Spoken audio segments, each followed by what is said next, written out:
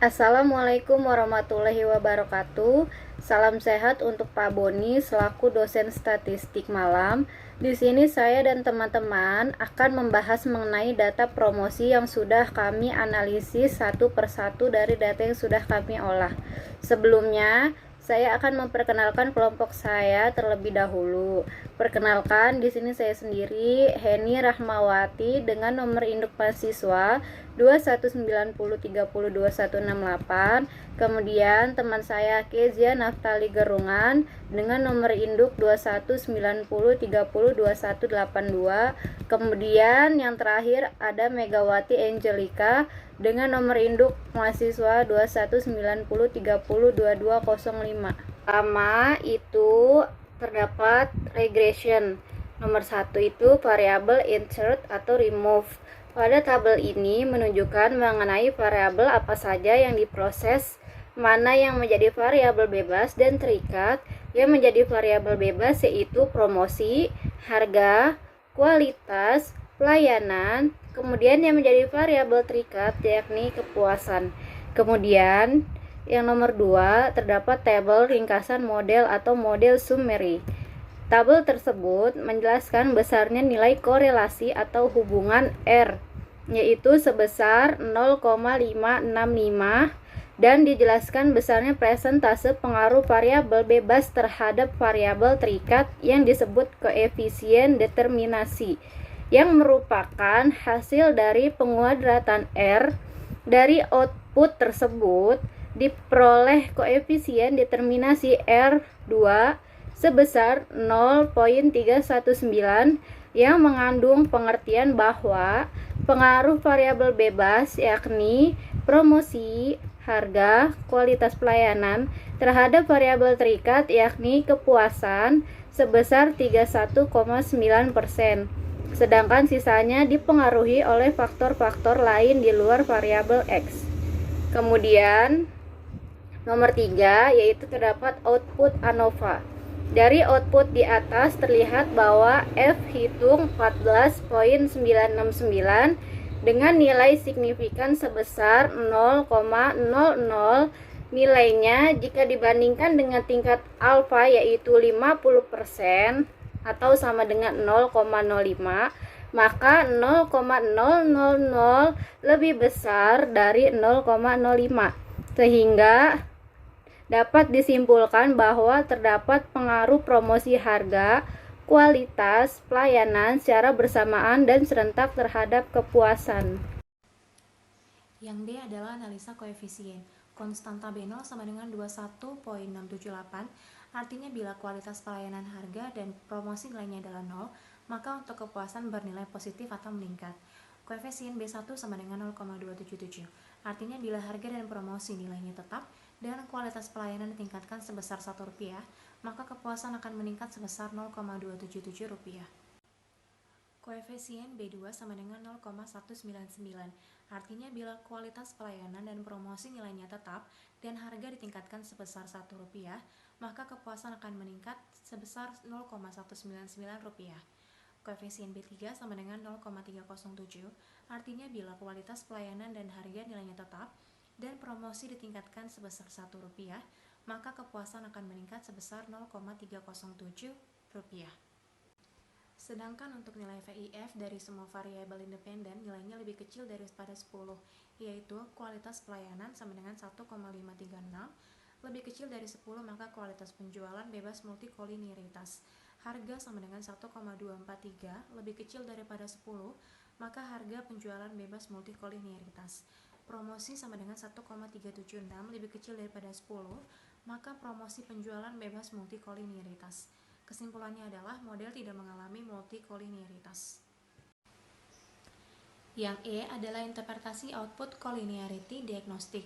Hasil pada tabel di atas dapat dilihat bahwa nilai agent value sebesar 0,004, artinya kurang dari 0,01, dan nilai condition index sebesar 32,747, artinya lebih dari 30. Maka dapat disimpulkan jika menggunakan nilai agent value dan condition index bahwa telah terjadi gejala multikoliniaritas pada model regresi. Yang F adalah tabel residual statistik. Predicted value minimum 40.4102, maksimum 52.7173, mean 45.8200, standard deviation 2.30522, n-nya 100. Standard predicted value minimum min 2.347, maksimum 2.992, mean-nya 0.000, standard deviation 1.000, n-nya 100. Standard error of predicted value minimumnya 0.352, maksimumnya 1.312, mean-nya 0.646, standard deviation-nya 0.277, n-nya 100. Adjusted predicted value minimum 39.7712, maksimumnya 53.2581, mean-nya 45.828020, standard deviation 2.31393, n-nya 100. Residual minimum min 9.130209, maksimum 10.17858, mean 0.00000, standard deviation 3.37050, n-nya 100. Standar residual minimumnya min 2.668, maksimumnya 2.974, mean-nya 0.000, standard deviation 0.985, n-nya 100.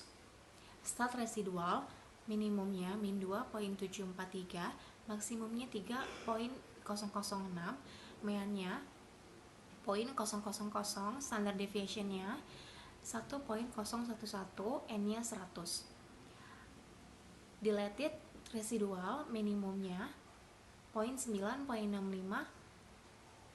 min 9.65428, maksimum 10.40025, mean-nya min 0.00200, standard deviation-nya 3.55675, n-nya 100. Start dilated residual minimum min 2.843, maksimum 3.142, mean-nya 0.00, standard deviation-nya 1.027, n-nya 100. Mahal distance minimum 0.059, maksimum 13.562, mean 2.970, standard deviation-nya 2.871, n 100.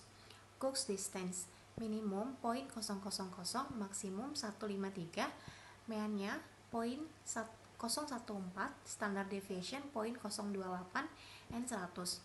Centered leverage value minimum 0.001, maksimum 137, mean-nya 0.030, standard deviation-nya 0.029, n 100. Dependent variable sama dengan kepuasan. Yang G adalah histogram. Data mengarah ke bentuk kurva normal, artinya data berdistribusi normal. H. P-plot. Pada gambar P-plot, terlihat titik-titik mengikuti dan mendekati garis diagonalnya, sehingga disimpulkan bahwa model regresi memenuhi asumsi normalitas. Lalu ada scatter plots. Berdasarkan output di atas, titik-titik data menyebar ke atas atau bawah, dan sekitar angka 0, dan penyebaran titik data membentuk pola bergelombang, melebar, kemudian menyempit, serta penyebaran titik data tidak berpola. Maka dari itu, dapat disimpulkan bahwa tidak terjadi masalah heterokedasitas, sehingga regresi yang baik dan ideal dapat dipenuhi. Kita lanjut ke interpretasi uji normalitas Kolmogorov dan Smirnov. Kriteria pengujian ini, jika nilai asim SIG Zittel-nya lebih kecil dari 0,05, maka HO ditolak dan H1 dapat diterima. Maka dari itu, data tidak dapat berdistribusi normal. Lalu sebaliknya, jika asim Zittel lebih besar dari 0,05, maka HO dapat diterima dan H1 ditolak. Lalu data tersebut dapat berdistribusi normal. Pada tabel di atas, nilai SIG sama dengan 0,141 lebih besar dari 0,005. Maka residualnya mengikuti sebaran kurva normal. Sekian video presentasi dari kami. Jika banyak kekurangannya mohon dimaafkan. Wassalamualaikum warahmatullahi wabarakatuh.